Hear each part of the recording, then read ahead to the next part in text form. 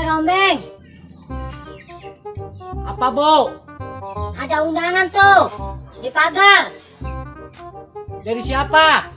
Nggak tahu. Pagar mana ya? Oh iya ini. Siapa sih ini? Waduh, mantan gua Merit.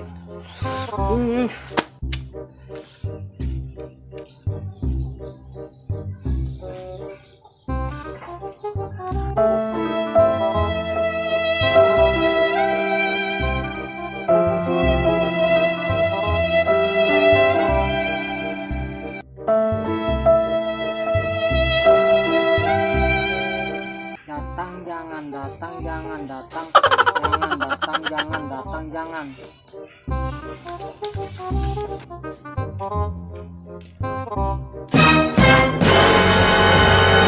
Apaan si Rombe yang duduk sendirian? Wah, parah itu bocah. Masih muda gua ngelamun aja.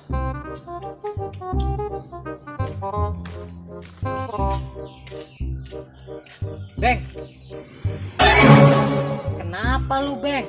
Muka dijelek-jelekin kayak gitu. Ledek lagi lu, bego. Gue lagi pusing ini. Pasti bukan pusing penyakit, tetapi pusing pikiran. Iya, itu bagus. Apa bagusnya? Gue lagi pusing kayak gini. Berarti lu masih punya pikiran. Dah lo, kayak ngomong lo.